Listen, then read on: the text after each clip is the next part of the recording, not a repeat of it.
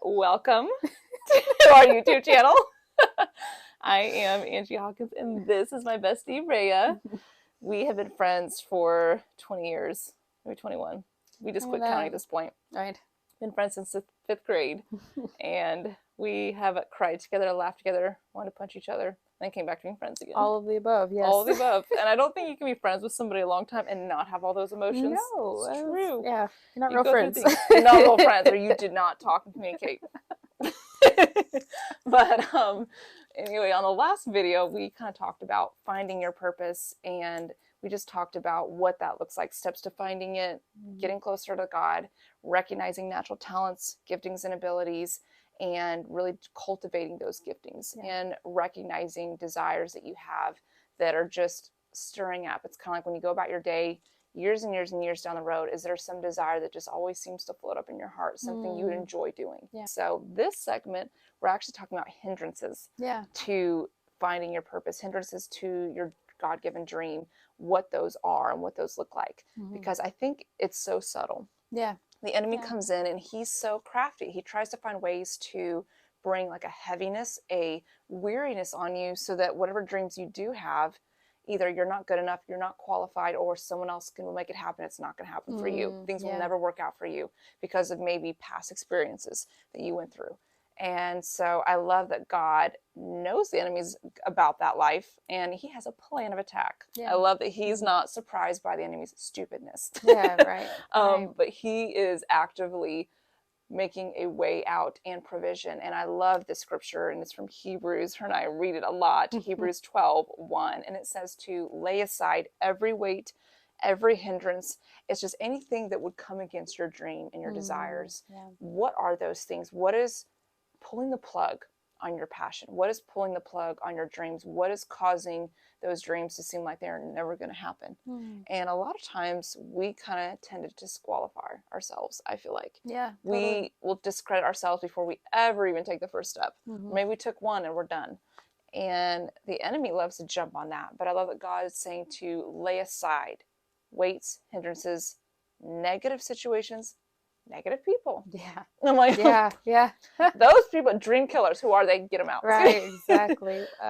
Yeah. I really think that one thing that was big for me was comparing my dream to other people. That's so good. You know, like it's social media. Social media is like, it's a great, and then it's terrible at the same time, in the sense that how many guys are sitting on Facebook, on Instagram, on whatever, Twitter, TikTok, and just scrolling, and looking at other people's lives. Yeah. And then just thinking, first of all, somebody described those things as happy highlights. So first of all, they are not real. They're not, everybody is not happy all the time, going on vacations all the time, having the best lives, the best marriages. No, I'm sorry. No, they're not. Things are not perfect.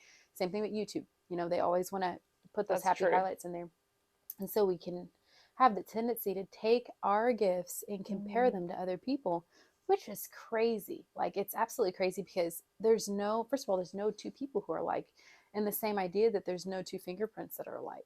Oh, that's good. So God created really good. Everybody so different, you know? Like, we're just completely, we're so different, but yet we're best friends. So different, but yet, wow, you think, but then we're really like in a lot of others. So, it's just amazing. Like, people that see us together, one would influence the other and just, have effect on the other. But at the end of the day, we have different callings. The Lord can actually cause those callings to coincide with one another, but it still makes us individual people. Because we used to have that comparison game with each other, hardcore. Oh, geez. Hardcore. It's so different. I mean, I don't know if you can see. I mean, we look like twins. Can you not tell? I mean, we're exactly the same. She's got the skin tone I wish I had, so I paid for mine to match hers. I was like, maybe I was about a year old. It's true. But we would compare. For a long time. Actually took years to break that stuff off of each other, because it was such a hindrance to our relationship. It really was. And then even our dreams and our callings, we even got mixed up sometimes, that we thought we were just going to be doing the same thing. Like, and the devil would kind of pit us against each other, thinking, oh, one's better than the other because she can do this and do that. And who cares at the end of the day? Because the Lord, if we focused on that, then we would totally miss even moments like this. Yeah. I really believe comparison can cause relationships to split apart. We wouldn't be friends till this day if we just took time to compare. I mean, one big thing I'm going to talk to the ladies is, I am a thicker girl, and I have, come into that, and I am okay with that. And I've always been a little bit thicker. And she's always has little curve and tiny and everything. What she means is I didn't have any. Let's rephrase that. And You know, I had to but work hard in the gym to have But even now she does. because Lord knows I didn't have anything. I was straight front and back. Oh my gosh, you know, True. but it was, you know, but the thing is, like, it was, as I'm like, I had kids and everything, and my body changed and all that. I'm not going all that, but it would be so easy to compare myself to her and be like, well, you know, I wasn't this or I wasn't that, or I got to use these high waist jeans to keep in this belly, you know, and you know, if I did that, the devil tried to use that a lot. And when you compare yourself to people, you are hindering yourself from your own calling. It's true. You really do. I mean, I love this statement. Comparison is a thief of joy. Yeah. And that's what the enemy is after. He's trying to ultimately, if he can get you to compare yourself to others, then he can get you to sabotage your own dream. Yeah. Because you'll disqualify yourself thinking, I'm not as good as the person that's maybe doing it better. Maybe they're more seasoned. They've been doing it longer. Yeah. And maybe God's putting a similar dream in your heart, but because you don't measure up to that person and how talented they may be at that particular career, then you decide that you can't do it. Wow. And the enemy is just trying to shut you down. That's all he's looking for. So he brings in hindrances like comparison. Another hindrance that he tries to bring in is maybe influences that are negative. Yeah. And we kind of talked about that, where the enemy is looking for, whether it's family members, it's friends, it's anybody that wants to bring in maybe a negative influence saying you can't do whatever dream or desire you have. Yeah. And a lot of times they say that with the attention because maybe they didn't have the courage to do it.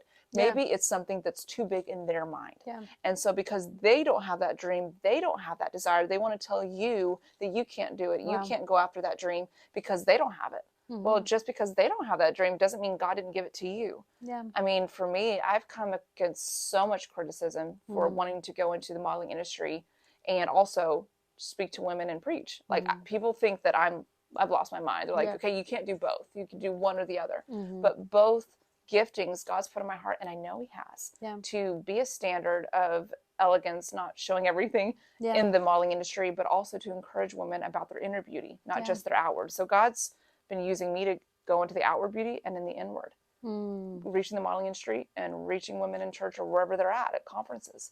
So both of them are my dream, and both of them are from God. But for someone else that God didn't tell that to, them looking on the outside, they'll say, well, that's not God. Or that can't possibly happen for you because there's no way that's going to happen. And I look at her life, and Rayah is doing amazing things. She's a mom. She's also working her butt off, and she's doing worship. I'm like, do you have me time? No, you don't. But she is doing all of it. And for other moms that maybe that's too stressful for them, they would say that can't be done. Yeah. But yet God's given her a grace. He's given her an ability to do it. And she's doing those things because it's a dream that God's giving her. She's a mom. That's a dream of hers. She's going after reaching people for God, whether it's, you know, people in youth or it's just people in church and stuff. She's going after those. And then at the same time, you're worshiping, doing music. I mean, you have so many things you're doing. Yeah. All of it's God. Yeah. So, and I love that God will bring those things. But if we pay attention to negative influences, it'll cloud out that dream in our hearts. That's really good. And I know that you've noticed that. Yeah, absolutely. I kind of want to tag on that and just talk about even family traditions as well. Oh, yes, please. Oh my gosh. Like, so it's so easy to want to do something because it's ideal. I got caught in that trap, and it was my family that was pushing me towards it. It was just watching other people flourish in the industry. I thought I was going to be a nurse practitioner. I thought I was going to be a doctor. And turns out I'm not. You know, I got in there and I'm like, Like, I went to school for 5 years to get into that field, and then got in and I had my first panic attack, anxiety attack, whatever you want to call it. Never had one of those before in my life. And it was just like, God, you are not in this. And then I remember the day that I actually tossed my books out. I stopped going, and this is not for everyone. So if you're in nursing and you're called to do that, please do not toss your books. Please don't do it. Like, for her, it wasn't what was on her life. Right. But then I remember my dad coming to me. He's like, I see you sitting at a book table, you know, signing books, like books that you wrote. And I remember I was like, oh God, I forgot. That was what I was called to do since I was so little, like writing or creativity. That's always been my thing. Like, where did nursing come into play? Because you'll always have a job. And so I left out the God factor to put the me factor in. You always have a job in the nursing industry or medical industry. So that was ideal for me. And I misinterpreted it by thinking my passion for people had to be, I could only use it in this arena. Oh, that's good. Yeah. So I kind of want to talk real quick just about it's almost probably like a parable, but I have this reoccurring thought that what if everybody in the world, I mean, I know it won't ever be like this, but imagine a world where everybody was doing what they were called to do. Oh, that's What good. would Yeah. What would yeah, that look like? It's kind of like our next step, which is settling. I think so many times if a dream looks too big or it seems unlikely that maybe you could do it yourself, we'll settle into what's comfortable or what yeah, someone else says we can do. And settling is the absolute thief of your joy. It's the thief of your passion. It's the thief of a dream of possibility for you. yeah. And I see people settling in so many areas, their purpose, their what's on their life. They'll settle in a career, they'll settle in a spouse because it seems like maybe what's around you or what's happening in their life right then and there is as good as it's ever going to be. Wow. Yeah. And I think people look at life like that. They look at finding a spouse that way. They look at finding a career that way or a calling. Maybe for someone else, those amazing things will happen. But for me, I think what's going around right now is better than what it's been in the past. Maybe your life has been chaotic and all you've had Yeah. is chaos, and maybe right now is okay and you're good with that. Wow. Well, that's a good stepping stone, but that shouldn't be the end destination. Yeah. Where that's where you stop and say, this is good enough. Mm. Because I think of just the burning desire to always want to improve and the burning desire to always want to see what you can do in life. Yeah. You have to go home at the end of the day, regardless of all these influences around you. You're the one that goes home and goes to sleep and has to deal with, am I giving up on my dreams? Am I giving up and just settling for what is convenient, what's comfortable, what can happen in the natural or in my eyes and or my wisdom? I have to deal with that. Yeah. No one else does. Yeah. And for me, I can't live with that. Yeah. Knowing that there's this dream I've had maybe in my heart since I was 11 of just encouraging girls. I remember that. That was something I had. What if I never acted on any of that? Never became a youth leader, never went into the modeling industry, never got an opportunity to pray for a lot of the designers and models over wild situations, never got an opportunity to make a difference. What if I would have just stopped and said, that will never be me? Yeah. What if she stopped and never pursued her heart to really sing and really just sing lyrics from heaven? I mean, her songs are anointed. Yeah. And what if she never pursued that? Well, then all the lives that were impacted by her music wouldn't have gotten that experience. Yeah. They wouldn't have had that encounter. And I just think that it's like a gift that's stolen from people, because when one person steps forward, it encourages others. And if the people don't have the courage to step forward, it's like it hinders a lot of others. Yeah. How many people are connected to your destiny? How many people are connected to your obedience? So good. And if you settle, how many others are going to settle because you didn't do your part?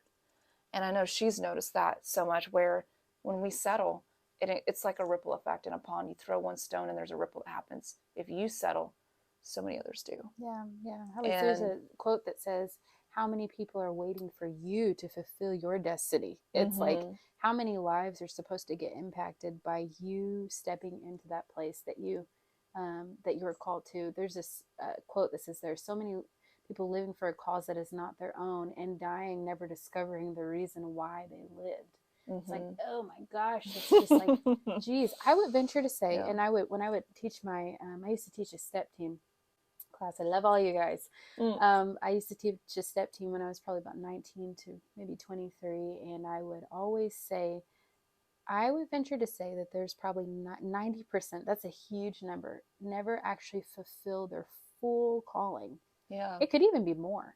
Like, that's like, okay, well, wow, that's groundbreaking. How do I do it if most people don't? Then you follow those steps. First of all, you pay attention to those small leadings. You get into neutral and hear the Lord. You pay attention to the small desires He places on your heart.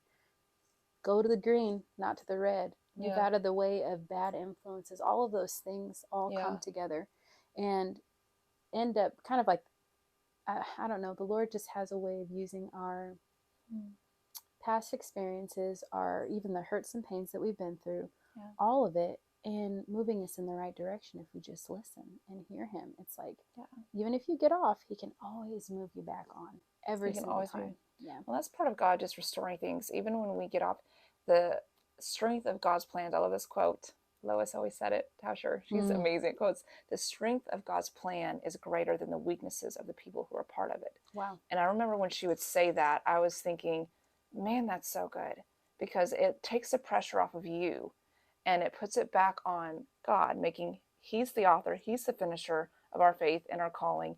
It's His responsibility to make those things happen, but He still does need our cooperation. He still, once we know some things that are stirring in our heart, we still have the responsibility to step forward and take that step. Yeah. But he's the one that will produce the fruit of it and the results of it. But he still needs your obedience. And so I love that. And it just kind of takes it back to letting God come in our situation and trusting him in the process of that call, the process of that vision, and being okay with the time frame it takes. It doesn't happen overnight. Yeah. It does take time, but being okay with that and cutting out whoever it is that's hindering you from running after that call and that vision, those dreams that you have, because you can't carry dead weight. You're not going to go very far. You're going to get exhausted, burned out, and you may quit. Yeah. And God is like speaking out loud. He's just encouraging you, saying, don't quit. Don't stop. Whatever's hindering you, cut those as hindrances aside. Get them out of your life, because if they're not for you in the season, move them out. Yeah. Because he's trying to take you somewhere. And if people aren't going to grow with you in that next season, and they are now jealous, or they don't want to encourage you and believe in you, spend less time with them or cut them all the way out, because you can't afford to keep listening to those negative influences. What you dwell on long enough, you're going to act on. And if you keep listening to those loud voices saying you can't go forward, you can't fulfill that dream, how are you going to be wealthy? Your whole family's poor. All these negative things that keep hitting your mind from their voices and their influence, push them out so that you can run after that God-given dream and talent that God has for you. So we just are so excited for you to just tune in and listen to us share our hearts. Rayah is such an inspiration, because she is just breaking the mold of so many things. I mean, she's an amazing, beautiful woman over here that is just going against the grain of so many, where she's encouraging women. She's going to absolutely just empower other women to be comfortable in their own skin and go after dreams that are bigger than them and run after it. And that's what she does. And she's a mom on top of it, and a wife, and all these things. And I'm like, well, I'll catch up. I'm just kidding. We're not going to compare. So, because you're paying attention to the notes. Anyway, but just how we are. We like to keep things real, keep it fun. And I'm glad you got to see our friendship develop in front of you. Thank you so much for tuning in and watching us. And thank you for watching, and see you next time.